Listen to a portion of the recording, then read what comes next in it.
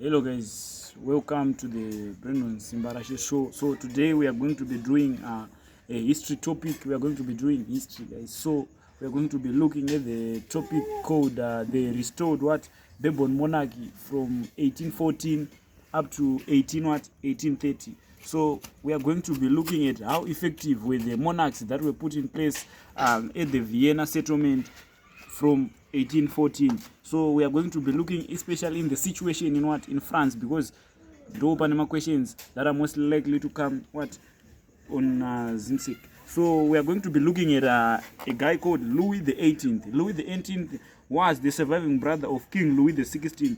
So Louis was the surviving brother of Louis the 18th was the surviving brother of Louis the 16th. So he got into power when he was 60 years of age. So he didn't want to revenge his brother, so he ruled by the charter. So we are going to look at what the charter exactly. So Louis, he ruled very nicely. There were no revolts during his reign. The people in France were saying, no, this guy is sharp. But then we are going to look at Charles X. So this one was the person who led to revolution in France. So I'm going to explain how effective was Louis the 18th. So Louis the 18th ruled by what was known as the charter. So the charter, it was made by European statesmen, so as for Louis to rule with it in France. So Louis the 18th ruled by the charter that had been suggested by European statesmen. It provided equality before the law. So in the charter, everyone was equal. The charter was like a constitution, I can say. So the charter provided equality for everyone. It also provided freedom of worship. Okay, besides freedom of worship, it also stipulated that all those who had purchased land and property of the church during the revolution, they were to keep those property which they had secured during the revolution. So the charter was fine. The charter was okay. So that was one of the effective measures that Louis the 18th used to rule in France. So people loved Louis because he ruled by the charter. However, we can see that the charter had its weaknesses. So what were the weaknesses of the charter? So the charter, it stated that those who paid 300 francs in taxation were allowed to vote. So that was another weakness of the charter. People who only paid 300 francs were the only people who were allowed to vote, I can say. Okay, so according to Dennis Richard, page 73, argued that out of a population of 29 million, less than 100,000 people were in a position to vote. So that was the weakness of the charter. So another weakness of the charter is that only the king and his ministers could propose laws. Only the ministers and the king could only propose laws. Okay, so they were the only ones who could propose laws. So even if those laws were denied by other members, they could say no, that's what we want, it's okay. So it was another weakness of the charter or the constitution. So we had during his reign there was a problem of the ultra royalists. So the ultra royalists, these were people who wanted revenge during Louis the 18th reign. So they say that since Louis was now ruling, they say no, Louis is on our side. So they wanted to suppress the people, but Louis didn't want to turn the clock backwards before the French Revolution of 1789. So he dissolved his assembly, which was filled with the ultra royalists. So we want to see the achievements of another achievements of Louis the 18th was that he managed to pay reparations. Or another thing is that Louis managed to make the soldiers at the French borders being removed. So still on the restored Bourbon monarchy, we also see that after Louis was dead, he was replaced by his brother. He was succeeded by his brother known as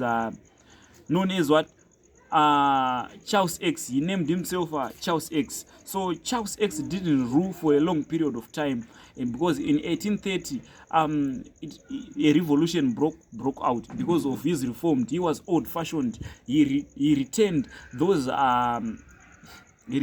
policies or those measures that were put in place by Louis the 16th that led to the outbreak of the French Revolution of 1789. So he was retaining the clock backwards. So why did Charles X exactly failed? So Charles X failed because of his reactionary policies. So Charles X introduced the compensation law.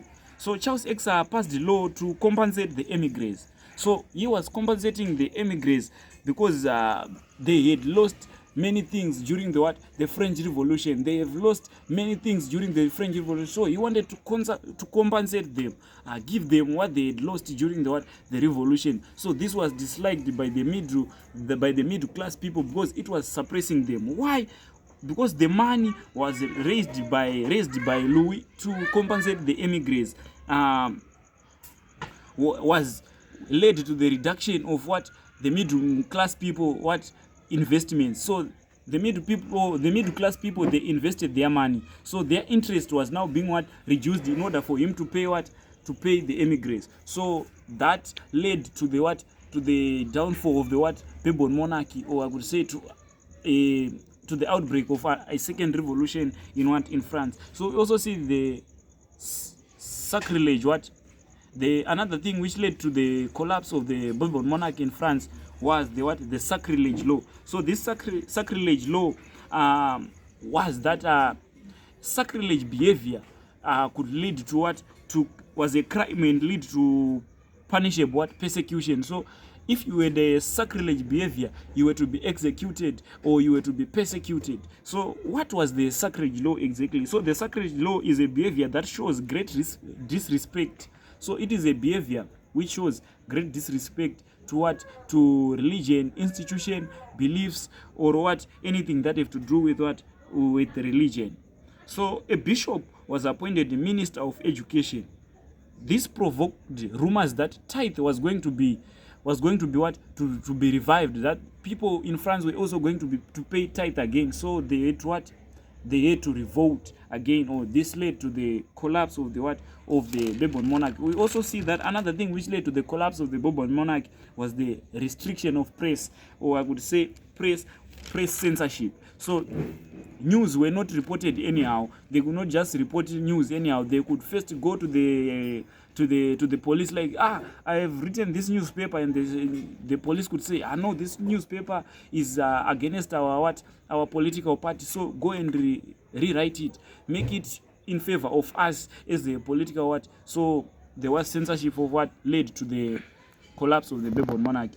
The last thing was there was disbandment of the National Guard. So disbandment of the National Guard led to the collapse of the Bourbon monarchy in France. So in 1827, Charles X decided to disband the National Guard after he had been greeted with anti-government slogan. So it is said that Louis removed the National Guard. Why? Because during a certain meeting, the National Guard was doing anti-government slogan, like, no, we don't want you, you are suppressing us. So he removed that National Guard, and it's really, the National Guard represented what was a sign, or I could say the National Guard symbolized revolutionary heritage. So its removal really meant huge suppression to the people. Thus, it led to the collapse of the restored Bourbon monarchy in France, or it led to the collapse of Charles X. So that's all, guys, on the restored Bourbon monarchy in France. Thank you.